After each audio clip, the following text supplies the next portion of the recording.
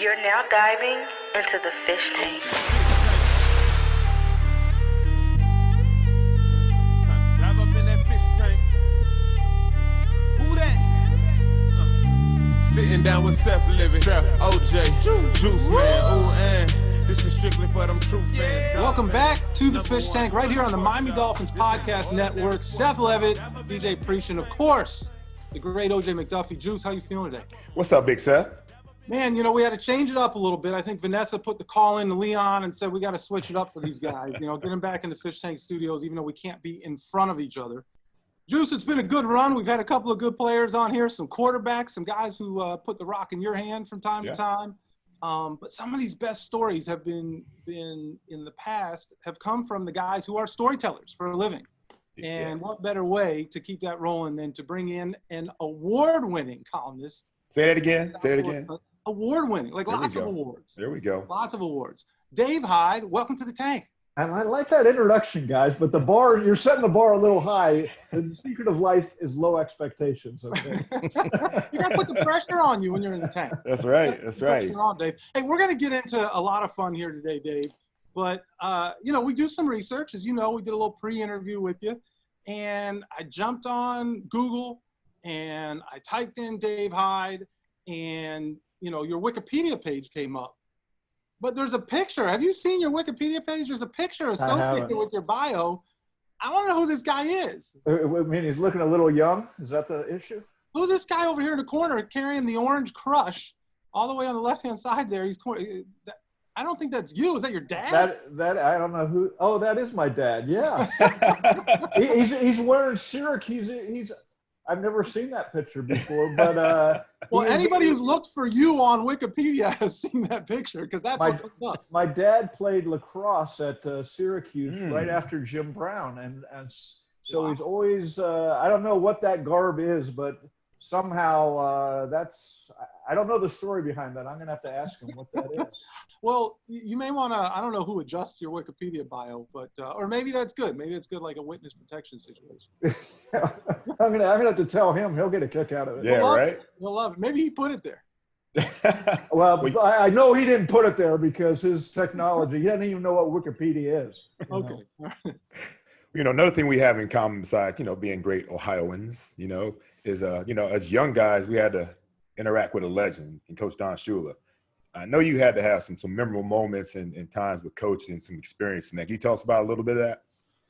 Yeah, well, you know, the one that comes to mind is probably one of the more recent ones, which I went out with him and Bob Grease at the Gulfstream racetrack and sat for an hour and listened to Coach's awful jokes. You know, the funny thing is he got older. He actually lightened up and he let you in, and he had a sense of humor. You saw it a lot more when he had the full pressure on him. But yeah, my first with Coach Shula, you knew if you wrote something he didn't like, he would hear about it. He had confrontation was in his toolbox. You know, that was a great tool he had, and I don't mean that in a bad way because everybody says, "Oh, tell a story of Coach Shula blowing up at you." Well, here's the story. I went out there one day and back then, again, with access after lunch in the media, the cafeteria, back the players ate, media ate in the same room. There was a media table. Coach Shula would walk over and sit down at the media table. You'd ask him questions. So I asked a question and he goes, "After the crap you wrote, you're asking that?" And I was like, I feel like you didn't say crap, Juice. That's just, yeah, but I don't know where we are on the rating scale here. Let it fly, man. Let it fly. Okay. So after the horse shit column you wrote, and I was like, and I said, "What are you talking about?" And he goes, "You don't even remember what you wrote?" And I said, "Yeah, Coach, but I wrote 2 columns this week. I'm not sure which one you're talking about." that actually got a little chuckle out of him.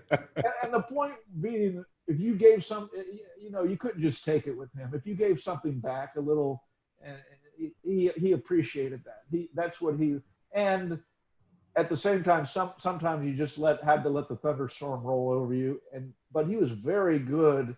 Once he said what he had to say, he was done with it. He didn't carry grudges. He didn't remind you the next time of it. He got it out. And I think talking with players, he was the same way. you know, somewhere along the way, you became the expert journalist on the 72 team, which is interesting because you didn't cover them, right? And, you know, obviously, like, you know, when the late, great Edwin Pope was here, he saw it, lived it, ran with it. But you have done a lot to chronicle those stories. You've written books. But there was one individual on that team that's a little harder to get in touch with than the rest of those guys. And that is the great Jake Scott. So I remember that, and I don't know if you wrote a story about this or you just told me this, but that whole journey of getting Jake for the book was quite an experience. Yeah. Now, I didn't get him for the book. That was the experience. Okay, he was the one guy. He was the one guy I couldn't get. You know, and when you can't get something, you're like, I'm thinking, that's starting to burn me that I couldn't find him. I couldn't get. I remember going to Jim Mandich, and Jim was the greatest. You know, he was a great. You know, great on the football side. He was great on the media side, and he was just great to deal with because he would tell you the truth in a fascinating way. And I go, Jim, I know you're friends with Jake. Can't you just, you know, call him up and give me a chance to talk to him? And he goes, Howard Cosell. And he went through this list of 5 big media titans. He goes, they've all come to me with the same, and I can't do it. And so what happened was I went to my editor after I wrote a book on the 72 Dolphins called Still Perfect. And so I said, hey, if you ever have any extra money, send me to Hawaii and I'll go try to do a story on Jake Scott. But here's the catch. I can't promise he's going to talk to me. In fact, there's a good chance he might not talk to me. Okay? So you go to Hawaii without possibly doing an interview. I thought it was the greatest scam in the world. Yeah, you know, I'm right? surprised that he went for it. Especially if he bit. Well, it took about 4 years, you know. Then one day, I'd forgotten all about it, you know. A couple years afterwards, he'd go, you have any good story ideas? And I said, Jake Scott in Hawaii. Because I'm thinking, you know, a few days in Hawaii. If I get him, great. If not, I'm in Hawaii. A few days in Hawaii, sure. So he came to me and goes, hey, why don't you go out and try to get a hold of Jake Scott? Wow. So Jake, to tell what it's like, so I go out and he's on the last island. He's in Kauai. Okay, I knew I had his address, and I actually had to call his mom, who lived in Georgia, because I wanted to make sure he was there if I'm going out there. And so I was hemming and hawing. I didn't want to say I'm going out there to alert him, but I did find out he was in Hawaii at the time, and so I drove by his house. It's right across from the ocean, beautiful.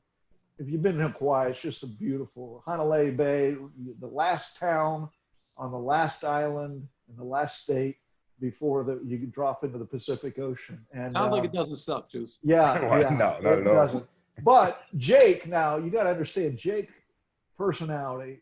He was in a bar in Colorado once, and a guy came up and pushed him and said, "Hey, I hear you're a football player." And he goes, well, I'm the toughest guy in here. I just want to show you how. So the guy's picking a fight, and there was a downstairs bar, and they walk upstairs. And as they're walking upstairs to go outside, Jake says, well, what are the rules of the fight? And the guy said, there are no rules. And so Jake opens a door to go outside, and he turns as the guy's coming up the stairs. Bam! Pops him. The guy goes tumbling down the stairs, and Jake walks over him and goes, there's nobody tougher in here than you. And so there's 100 stories like that of Jake. They would not. I love what the rules of the fight were. Right. right. No rules. Anything good. The Dolphin veterans, his first year, they didn't even try to make him right. Because they just stayed away from him. He was one of those guys. He had a look in his eye that said, so I'm hearing all these stories resonating in my head as I'm going to his house unannounced. And there's a guy outside, and this is in the lead of the story, but there's a guy in his truck, an SUV, outside his house, and I, reaching in something. I go, hey, Jake. And he comes out and he goes, no, Jake's up in the house. He goes, who are you? And I said, I said, I'm a writer from Florida. And he goes, hey, Jake, there's a writer from Florida here to see you. And that vision of him turning and punching the guy and rolling down the stairs goes through my head. But I knock on the door. He comes out. He's the nicest guy. We talk for 10 minutes, and he says, you know, every day I'm at this bar at 5 o'clock.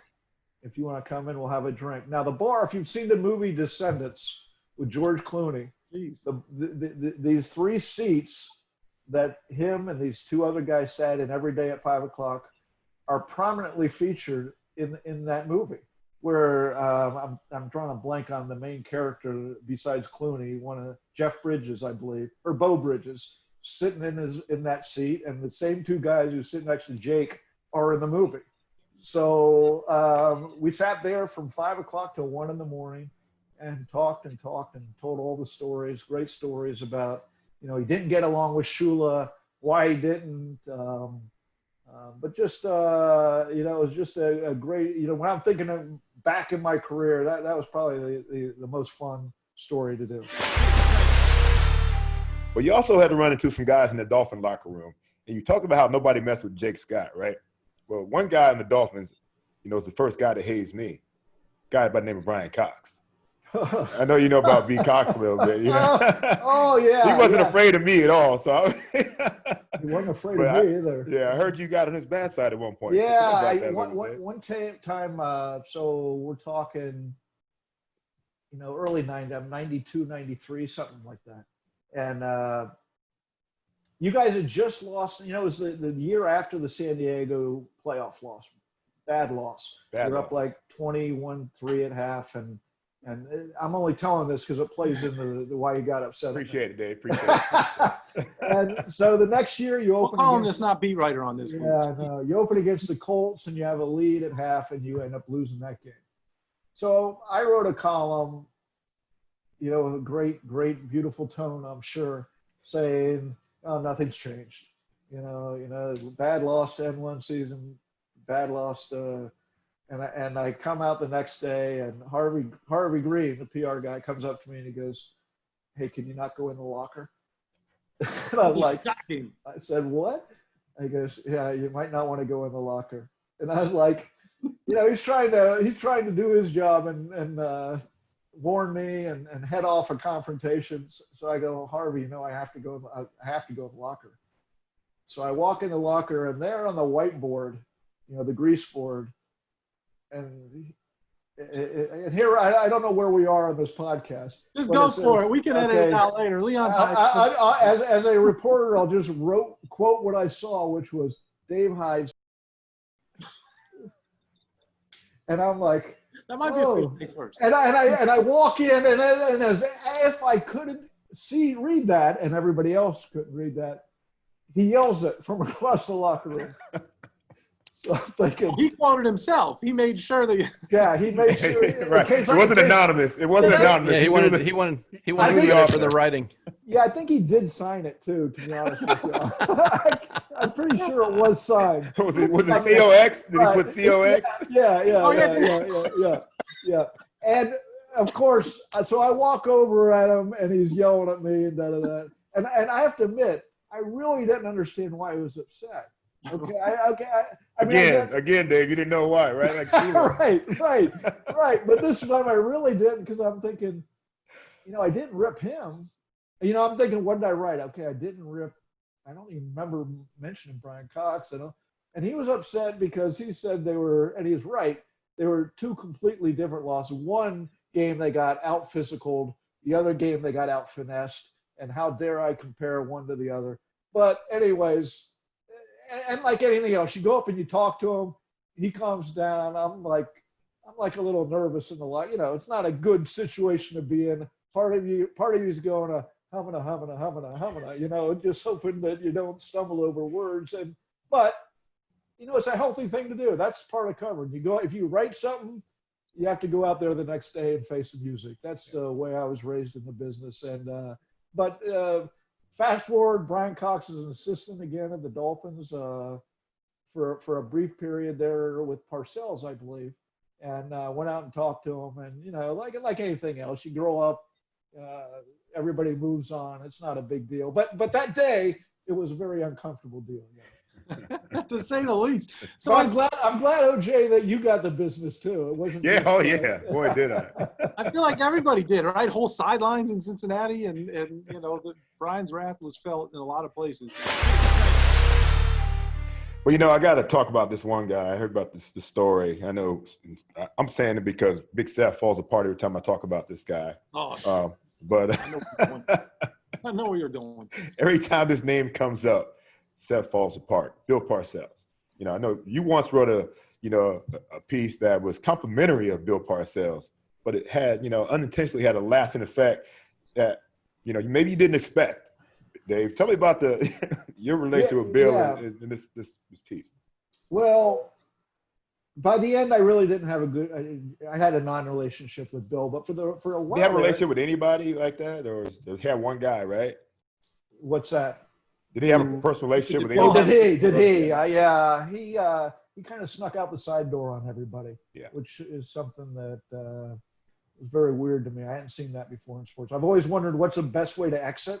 You know, because Ricky didn't do it right. You know, he exited to a tent in Australia, and he came back, but he exited. But Parcells did it right, I guess, because he quietly went out the back door and nobody noticed. So, but to the point of this, I'd heard he'd befriended a homeless guy. Okay, he drove from the Fort Lauderdale beaches on his way in up 17th Street Causeway. At US 1 there, he somehow struck up a relationship with a guy who was, of all things, selling Sun Sentinel newspapers.